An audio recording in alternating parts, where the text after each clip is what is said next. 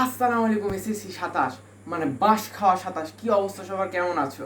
আজকে আমরা চলে এসেছি, তোমাদের বলছিলাম না কালকে, কথা দিছি না প্রিটেস্ট নিয়ে কাজ হবে, তো আজকে সেই প্রিটেস্ট নিয়ে কাজ শুরু করে দিছি। প্যারা নাই। আজকে আমরা ফার্স্ট রসায়ন নিয়ে কথা বলার জন্য চলে এসেছি।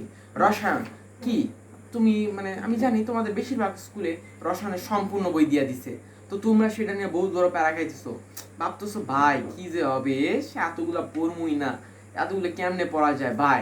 আমি বলতেছি আজকে আর এত পড়ার দরকার নাই। দেখ আমি বলতেছি সেগুলো শোন।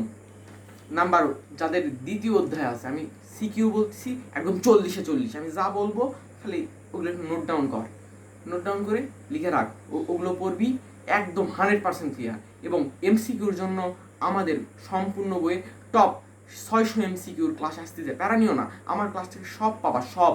আমি যে আমার এই সায়েন্স সাইকোলজি আবির থেকে সব কিছু পাবা। এই জন্য তোমাদের কি দরকার, যার সাথে সাবস্ক্রাইব দরকার, পাশে থাকার প্রয়োজন। আমরা একসাথে এসএসসিকে কুক করে ছাড়বো, একদম রান্না করে ফেলে দিব।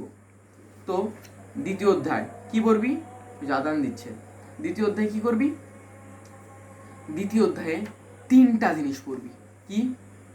নাম্বার 1 ব্যাপন হার নিঃসরণ হার পড়বি, সিকিউ আসবে। বইয়ের একটা পরীক্ষা আছে, পরীক্ষা নং 3, সেটা হচ্ছে ওই তো দুটি গ্যাসের ব্যাপন হার, মানে একটা কাঁচ নলের ভেতরে ওই যে তুলা ঢোকানো NH4Cl এর যেই মানে সাদা ধোঁয়াটা হয়, ওইটা পড়বি, ওটা সিকিউতে আসে। আর লেখচিত্রটা পড়বি, তাইলে দ্বিতীয় অধ্যায় কমপ্লিট। এবার আয় তৃতীয় অধ্যায়। ভাই এগুলো হচ্ছে বেসিক কেমিস্ট্রি, এগুলোতেই ইন্টারে বেস দাঁড়ায় আছে। ফার্স্ট পেপারে রসায়ন পদার্থপত্র প্রথম পত্রতেই একদম বেসটা দাঁড়ায় আছে। 3, 4, 5 অধ্যায় সম্পূর্ণ তোকে পড়তে হবে, সম্পূর্ণ একদম বেসিক টু প্রো। এবং ষষ্ঠ অধ্যায় তোকে সম্পূর্ণ পড়তে হবে, একদম ষষ্ঠ অধ্যায় সম্পূর্ণ পড়তে হবে, ম্যাথ আছে সম্পূর্ণ পড়তে হবে। এবার আসো সপ্তম অধ্যায়। সপ্তম অধ্যায় কি পড়বা, সপ্তম অধ্যায় পড়বা জারণ বিজারণ যুগপৎ ক্রিয়া, জারণ বিজারণ বিক্রিয়া, এটা পড়বি। জারণ সংখ্যা নির্ণয় পড়বি, আর লাসাতেলিয়ার নীতি পড়বি, তাইলেই শেষ। এবং অষ্টম অধ্যায়, অষ্টম অধ্যায় কি পড়বি, অষ্টম অধ্যায় পড়বি ডেলেইসের ম্যাথ আছে না, ওইটা ড্রাইসেল আর লবণ সেতু, শেষ, একদম শেষ।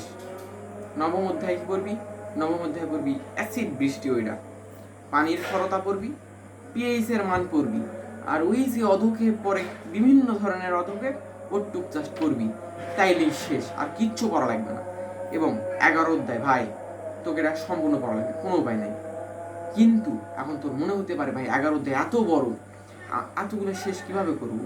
তারা নিস না, আমি তোদের জন্য আমার নিয়মে যদি চলিস একটা রুটিন আমি বের করে ফেলবো, সেই রুটিন অনুযায়ী আমার সাথে পড়বি। আমি বলছি না লাইভ ক্লাস হবে, আমিও পড়বো তোরাও পড়বি, একদম 100-100 ডান। আমি এদিক ক্লাস করবো, যাই করবো তুইও পড়বি, পড়া হইলেই হলো, শেষ। আমরা প্রিটেস্টকে কুক করে ছাড়বো এরকম। কেবল তো রসায়ন দিছি না, এরপর পদার্থ, হেয়ার ম্যাথ, জেনারেল ম্যাথ, দেন বায়োলজি, ফিজিক্স, সব কিছু নিয়ে আসতেছি। আমরা এসএসসিকে কুক করে ছাড়বো।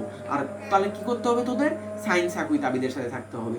এই জন্য এই ভিডিও ছিল এ পর্যন্তই। সবাই ভালো থাকবে, এবং তোদের কাছে একটাই অনুরোধ, তোরা এসএসসিকে ডন ভয়, পড়ালেখায় কোনো ভয় পাবি না, আমি আসি না, ইনশাআল্লাহ কিছু একটা হয়ে যাবে। আসসালামু আলাইকুম রহমতুল্লাহ।